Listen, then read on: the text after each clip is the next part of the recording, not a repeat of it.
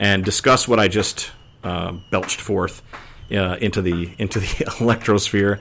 I doubt that libertarians that are listening object or disagree. I had somebody proofread it today who's a libertarian, and they thought it was a little radical. But I think that the message has to be that clear. It has to be that truly spoken. It can't be minced. It can't be. It's past time for half measures. There are a lot of people that hung their hats on the Trump presidency turning out to be something beneficial, and there's still people that are active in libertarian circles who think that the Trump presidency is somehow going to work out, but I don't think so. I don't hold out much hope for that, but we'll discuss that and more. Continue to watch us on Facebook and listen to us at freepeopleshow.com. We'll be back in 2 minutes.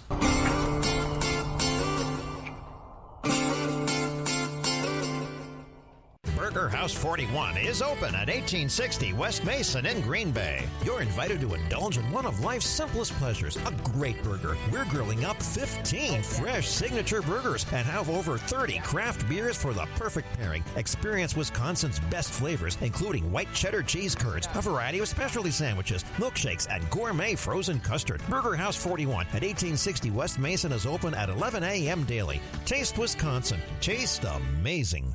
Would you like to experience being one of the free people who produce their own meat and eggs? PurelyPoultry.com has both the chickens and supplies you need to raise your own poultry. Would you like pets who produce eggs you can barter with? Your own source of clean meat? A swan on your pond to make your home strikingly beautiful? How about some pheasants and quail roaming in your woods for enjoyment? If so, check out PurelyPoultry.com. 6%? 7%? That's a lot of money. I might as well just do it myself. Well, that might be true, if a lot of that money you're paying a real estate broker is going toward outdated methods, unnecessary fancy offices, and overpaying executives for a lifetime of service. But you don't need to go that route. Silver Compass Realty is a full-service real estate brokerage serving all of South Central Wisconsin, and the commission is negotiable. Silver Compass will explain exactly what they're going to do to help you buy or sell a home, how that will help you reach your goals, and stand right beside you every step of the way. They want to be your broker, your expert, even when you're not in the middle of a transaction. Silver Compass Realty, helping you find your way home. Contact them today at silvercompassrealty.com or call 608-361-8608. Silver Compass Realty, helping you find your way home.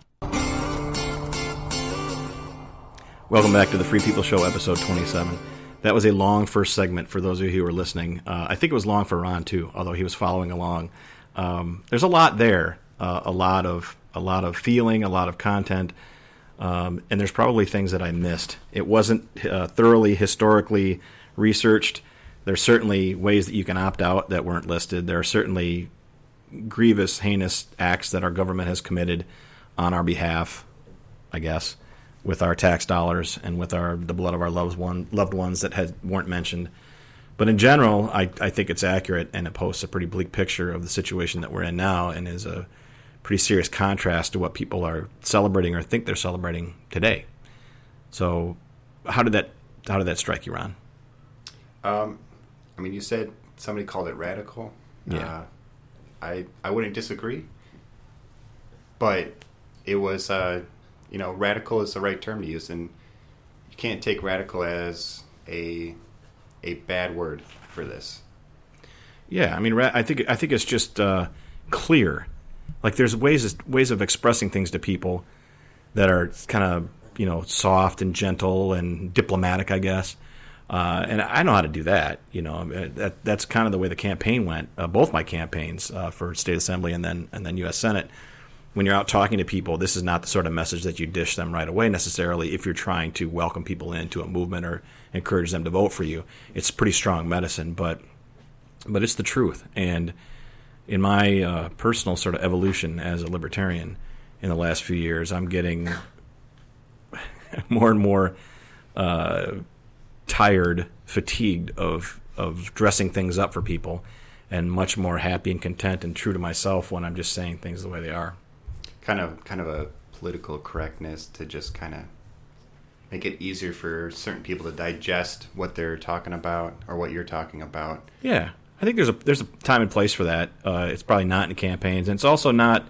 I don't think as the chair of the state party, you know, I have a responsibility, and I've been pretty faithful to it, I think, to not represent one fraction or one subset of libertarians over another.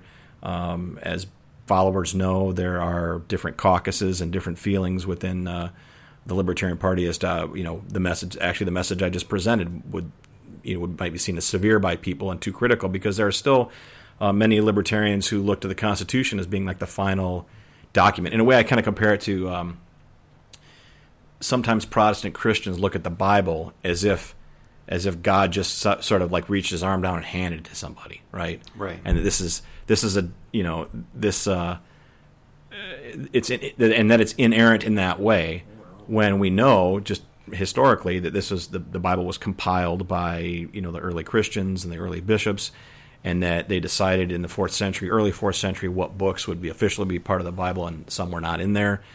Some that are still available today are not included, and that even some of the Old Testament books were in question as to whether they'd be included and why.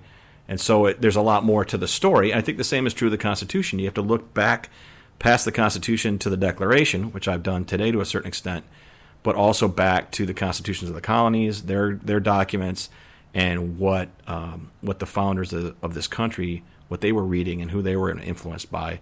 In the same way you pursue anything. If you want to listen to a musician that you really love and want to find out more about them, you want to find out what they listen to, so that you can hear better. You know more about what you're hearing. In this case, people that look to the Constitution, and I'm a strict, constructionist, I guess I would say. I don't think that a lot of interpretations that have gone over the last 200 plus years are accurate and helpful and true to their original intent at all. But that doesn't mean that I'd say the Constitution is this perfect document and it should be enshrined and held high above everyone's heads, you know, as if it's like the Ten Commandments brought down off of the mountain by Moses and held up in the air. You know, it's just not that, and that's kind of my problem with some people within the Libertarian Party, and certainly people that identify as Republicans or Liberty Republicans or whatever. Even Ron Paul, somebody who constantly points to the Constitution. That's convenient. And that might be how he feels, but there's more to it than that. I don't know if he knows that or not, or Rand Paul or Justin Amash or whoever, Austin Peterson. I don't know if that's if they know the depth of that document and where it comes from and how it is slightly flawed in terms of representing what the actual belief system and understanding of human nature, where it originated from. But regardless, that's what I look to. I want to get all the way back to the core of the philosophy, to actually what is right and true, and how all of their writings and all of their positions and the reason they fought this war in the first place 242 years ago is when it started, I guess, why they would do that. And it's more than just what's on the paper, certainly in the Constitution, but even the Declaration. I think the Declaration clearly states what they were doing and why. And since then, it's been kind of downhill. I think you're right. The Constitution, I think, is a great piece of paper, a great legislative piece of paper to help us understand how the government's supposed to function. But we have to look deeper, as the Declaration of Independence kind of describes, as how did they come about crafting these types of legislation. And I think the Declaration, as it talks about inalienable rights, and this is what their fundamental understandings were. And this is how they built the country from the beginning, was the inalienable rights, the right to pursue, life, liberty, and the pursuit of happiness, and all these things, and that certain things cannot be taken away from you. These rights to pursue different things, and from that they formed this basis of writing the Declaration of Independence, going into the Constitution, where they had the Bill of Rights, where they crafted all this stuff for the government, but they wanted to make sure, hey, you're not supposed to touch these certain things, because these things are off limits. They don't come from the government, they come from the people. So when we talk about, freedom and things like that, and we talk about the history, it's very important to kind of get into the mindset of the original founders and what they believed. Yeah, and they read, the late 17th century philosophers, Locke and Hume and Rousseau. I think he might have been early 18th. And that sort of informed what they... So it makes sense for us to go back and look at that to see what they actually meant, if you're trying to parse out what certain words mean. Like, for example, happiness. Another thing that I'm disappointed in, I guess, from my perspective, is that property isn't specifically mentioned in either document in that sense. And as I mentioned in that post, that even included in the Constitution the authority, it's not a right, I wouldn't say, but the authority of the government to take land for public use. That really rubs me the wrong way. But if you look back towards the history of what they read and how they were informed, that was a decision that was made. I think that's kind of bound up in what they considered to be what happiness was. Happiness is a much vaguer term, and when we think about happiness, today in 2017, it seems like a very emotional sort of thing. It doesn't really have a lot of depth of meaning in terms of a practical application of how does a human being pursue happiness? And I think that's a really good question to ask.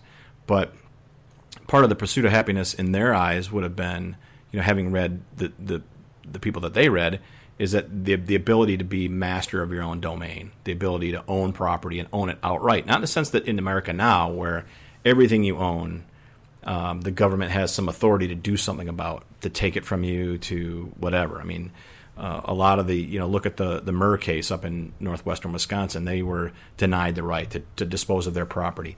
And as somebody who's practiced real estate for almost 10 years, what they teach you, it's interesting, in real estate, in the basic class you have to go through to be a real estate agent and then eventually a broker, they teach a couple of concepts that are no longer true.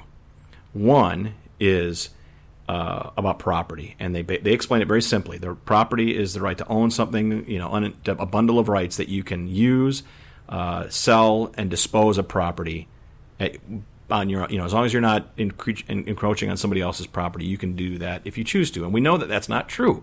Right. That anyone who owns property, first of all, they pay taxes, which automatically is a way for the government to have leverage over your property. If you don't do what they want, if you don't adhere to zoning rules, if you don't pay your property taxes. Don't pay your property taxes.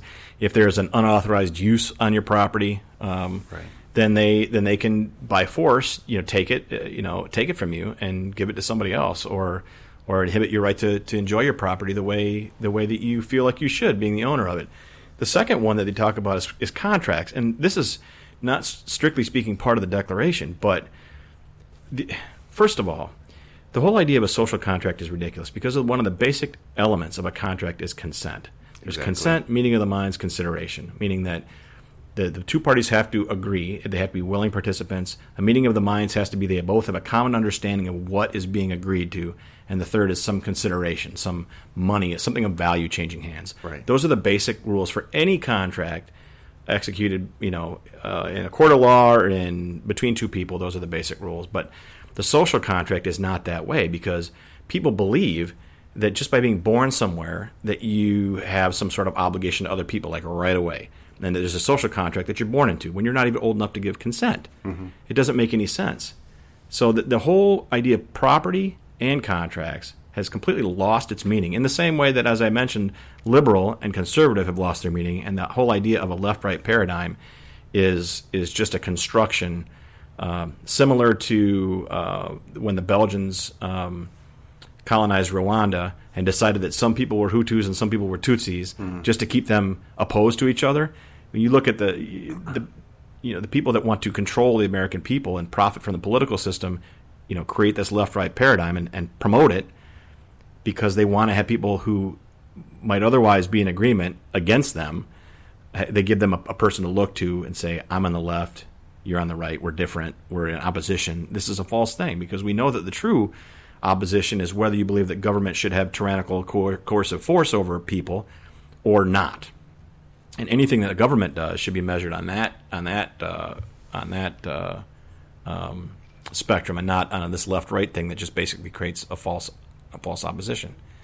So anyway, we're up against our second break, and that was quick, and I've done most of the talking. And so sorry, Ron, you're going to get more of a chance. As not every show. Those of you who listen faithfully, we appreciate you very much, and hope that you patronize us at freepeopleshow.com, especially our Amazon portal. So if you listen to this podcast or are listening now, and you use Amazon, then go there and click on that link, and then use that to shop for Amazon through. What you'll be doing is supporting this show, helping us cover the cost of equipment and web hosting. And there's not a lot of costs involved in this right now, but you'll be helping support that because you won't pay a dime more, not a cent more. It'll